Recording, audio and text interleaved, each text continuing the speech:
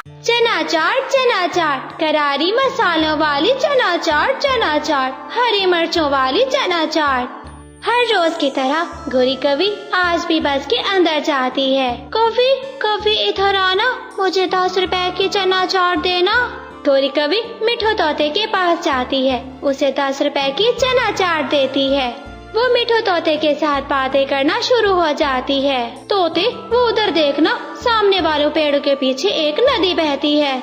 मिठू तोता जैसे ही खिड़की की ओर देखता है, पीछे से गोरी कवि उसके बैग में पंख डालती है, उसके सारे पैसे बाहर निकाल लेती है। अगले स्टॉप पर गोरी कवि उतर जाती है।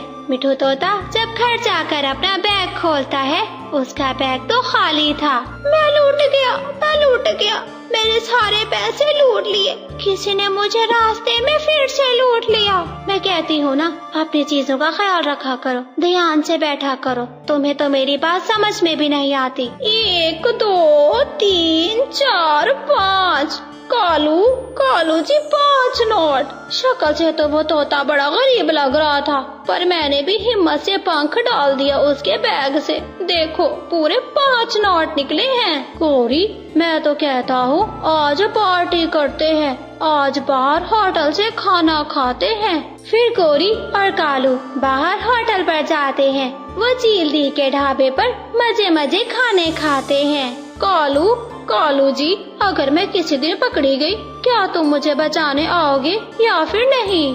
मुझे पूरा विश्वास है, मेरी पत्नी गोरी जी कभी नहीं फंसेगी। कुछ दिनों के बाद मम्मा चिड़िया अपने बेटे कोको के साथ बस पर चढ़ती है। गोरी कवि फिर से चना चाट बेचती हुई आ जाती है। चना चाट, करारी मसालों वाली चना चाट, हरी मिर्चों वाली चना चाट। गोरी कवि चिड़िया के पास जाती है। चिड़िया, अपने इस छोटे बच्चे को चना चाट नहीं लेकर दोगी क्या? मम्मा मुझे भी चना चाट खानी है। अच्छा ले देती हूँ। कवि 10 रुपए की चना चाट दे दो। गोरी कवि कोको को 10 रुपए की चना चाट कागज पे रख कर देती है और चिड़िया से बातें करना शुरू हो जाती है। चिड़िया, कहाँ जा रही हो तुम? मैं अपनी माँ के घर जा रही हूँ। चिड़िया, जरा अपना बैग मुझे पकड़ा दो, बच्चे को सीट पर बिठा दो, थोड़ी देर आराम कर लो।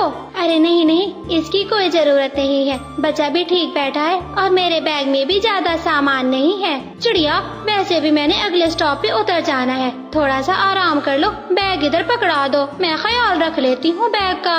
फिर मम्मा चिड़िया अपना बैग गोरी कवि को दे देती है और अपने बच्चे से बातें करना शुरू हो जाती है। कुकू बेटा, सामने वाले स्टॉप पे हम उतर जाएंगे, आपकी नानू का घर आ जाएगा।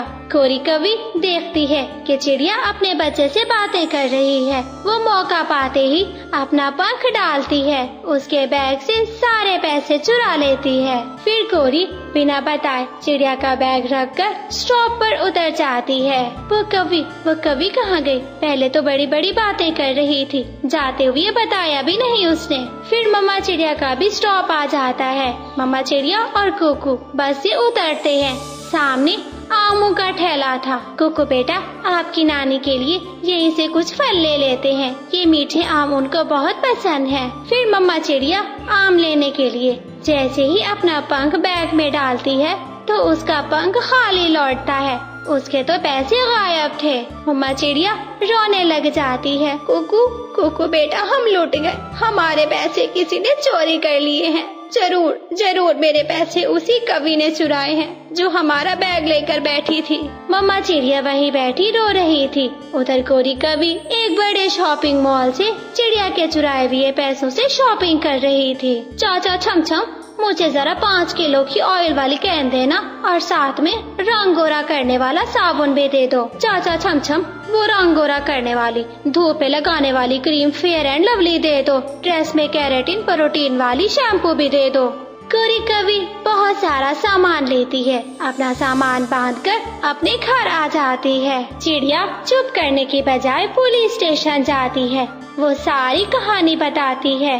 काला काला रंग है उसका। वो बस में चना चाट बेचती है। वो गले में सोने का हार और गुलाबी झुमके भी पहनती है। ऐसे ऐसे चोर तो जगह जगह रास्तों पर मिलते हैं। वो भेष बदल कर पक्षियों को लूटते हैं। मैं जरूर पकड़ लूंगा उस चोर को। गौरी कवि हर रोज की तरह बस पे चढ़ती है। वो अपने काम को करने के लिए फिर से स्टॉप पर आई हुई थी। वो बस पे चढ़ जाती है। उसको ये नहीं पता था कि आज उसकी आखिरी चोरी होगी। चना चाट, करारी मसालों वाली चना चाट, हरी मिर्ची वाली चना चाट। गौरी कवि को पता ही नहीं था कि पीछे वाली सीट पर पुलिस अपना भेष बदल कर बैठी हुई है। चाचा कबूतर, आप इधर खड़े हुए क्यों हैं? वो सामने वाली सीट खाली है। अपना बैग मुझे पकड़ाएं और सामने वाली सीट पे जाकर बैठ जाएं। गौरी को तो अपना काम करना था। वो आहिस्ता से कबूतर का बैग खोलती है। वहाँ से कबूतर के पैसे निकाल लेती है। पुलिस ये सब कुछ बैठी देख रही थी। आखिर कब तक चोरियां करोगी तो? पक्षी बस रोको, जल्दी से बस रोको। पुलिस गौरी कवि को बस से बाहर निकालती है।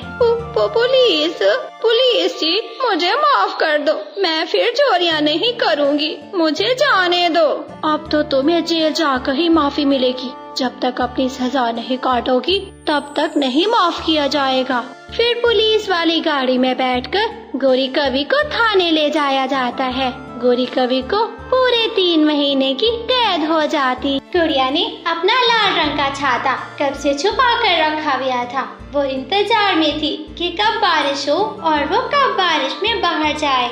आज गुड़िया बहुत खुश थी। आसमान पर गहरे बादल छाए हुए थे। गुड़िया अभी रास्ते में थी। वो अपने घर जा रही थी कि तेज बारिश शुरू हो जाती है। गुड़िया जल्दी से घर पहुंच जाती है। मम्मा वो मेरा छाता कहाँ है? गुड़िया बेटी, कितनी दफा समझाया है, आहिस्ता बात किया करो। बेटी ऊंची आवाज में बात नहीं करती। वो अलमारी में रखा है तुम्हारा छाता। गुड़िया जल्दी से अलमारी खोलती है, अपना छाता निकालती है।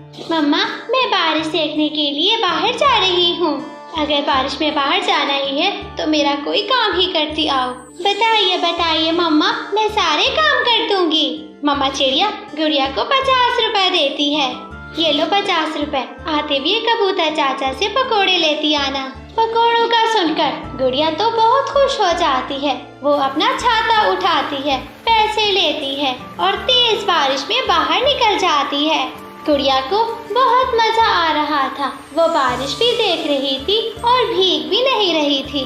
अपने घर की खिड़की में बैठा हुआ जग्गू कौवा गुड़िया को जाता हुआ देखता है और जोर से अपनी मम्मा से कहता है, मम्मा पापा, वो छाता मुझे लेना है। सामने देखें, चिड़िया आंटी की बेटी गुड़िया छाता लेकर गई है। जग्गू बेटा शोर ना करो। मैं जब बाजार जाऊंगी तुम्हें भी ऐसा ही छाता लेकर दूंगी। नहीं, मैं वही छाता लूंगा जो गुड़िया आंटी की बेटी के पास है। मुझे वही चाहिए। कालू, सुन रहे हो? उस छोटी चिड़िया गरीब चिड़िया की बेटी के पास इतना अच्छा छाता है। एक हमारा जग्गू है जो छाता मांग के थक जाता है। मैंने इस छोटी चिड़िया को कई बार मना किया है कि नई चीजें लेकर मेरे घर से ना गुजरा करे। हाँ तो छीन लो अपने बेटे जग्गू के लिए वो छाता, उससे छीन लो। जब उसकी माँ आएगी तो उसे मैं देख लूंगी।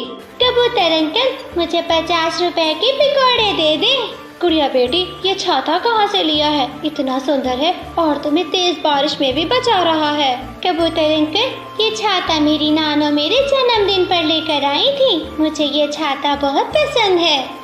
ये रहे आपके पकोड़े, साथ में मीठी चटनी भी डाल दी है। अंकल आपके पास इतनी जलेबियाँ रखी हैं, क्या मैं एक जलेबी खा लूं? फिर कबूतर गुड़िया को एक जलेबी देता है। वो जलेबी खाकर गुड़िया अपने पकौड़े उठाकर घर वापस आ रही थी। मेरी मम्मा प्यारी प्यारी सुंदर आँखों वाली, मेरी नानो का क्या कहना जब वो पहने सोने का गहना। गुड़िया बहुत खुश थी। वो गाते हुए जा रही थी। जब वो कौवों के घर के आगे गुजरने लगती है, जग्गू आवाज देता है। गुड़िया के इंतजार में जग्गू बारिश में घर से बाहर निकल कर बैठा हुआ था। जग्गू, अगर ऐसे बारिश में बाहर बैठना है तो फिर मेरे जैसा छाता लो, और अगर पैसे नहीं है तो अपनी नानों को बोलो कि वो तुम्हें